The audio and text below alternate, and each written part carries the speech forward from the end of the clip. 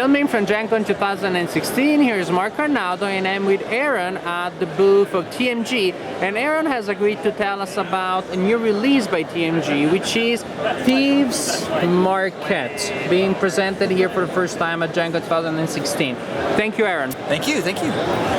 Well, Thieves Market is a dice game to where we are all thieves coming back from a heist, and we need to split the loot, but we all need to be in agreement for what loot that we want to have. So before we can continue on to the market buying phase. So we have 3 decks of cards here that are the market, and the game ends when we deplete the C deck. So we always start the game with the A deck, and we'll put our 5 cards out here that we could potentially buy. And then before we go to the market phase, we actually roll our dice and then see what shows up. So this is the cost associated with these cards in order to purchase them, and they go into our tableau and they stay in our tableau for the remainder of the game. And they break the rules of the game so that we can actually be satisfied more with what we roll in the game, you know.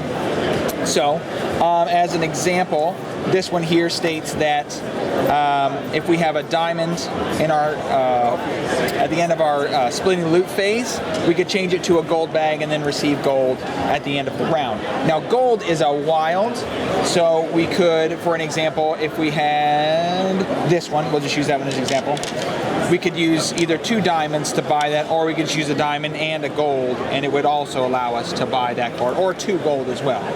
Everyone starts with 1 gold, so even if somebody doesn't get what they would want, they could still use a single gold to purchase, like these cards here.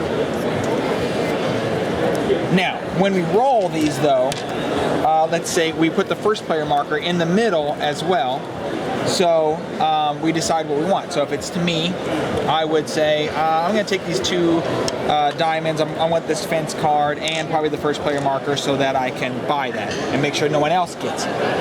However, when it goes to the next player, they will take, let's say they take a whole bunch here. They take these end up being victory points, and then they want that red card as well. So they take all the victory points and this gold, because they want the gold and that. So chances are you could buy a blue if you wanted, but let's say you really want that red card, right? And he's going to buy it before you because I'm the first player. It's going to go to him and then go to you. So you decide, in this instance, you either decide to take what's left or steal from anyone else. And when you steal from anyone else, you take everything and then re-roll what you don't want. But you must at least keep 1 or at least re-roll 1. Does that make sense? Yeah. So what you're doing is, let's say you really want that red, you don't care about the rest, you re-roll the rest. Now it comes back to me, I kind of have what I want, so I'm going to take this in order not to be too greedy, so that Joe Schmo over here decides, okay, I'll stick with the blue, I'll take the blue, and he can take the rest and just end it. Now, when you do steal from someone else, you can steal the first player marker as well. Let's say he stole this from me and just kept the first player marker and re-rolled all that. That's also an option as well. So, and then when that happens, we all just purchase the cards we want and sit in front of us. And some take effect immediately, but also some take effect later on as well. So, kind of as a quick example, like this blue one states, if you have a blue gem in your possession, let's say you took it, if you have a blue gem in your possession, at the end of the splitting the loot phase, you can purchase another card.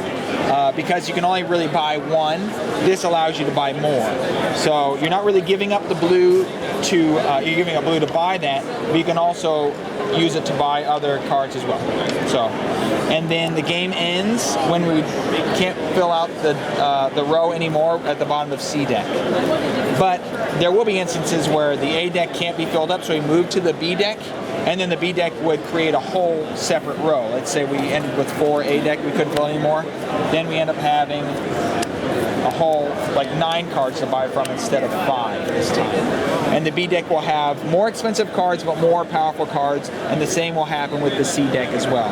When we can no longer fill the row with C, we end immediately, and then whoever has the most victory points wins. But there's a couple end of game rules with victory points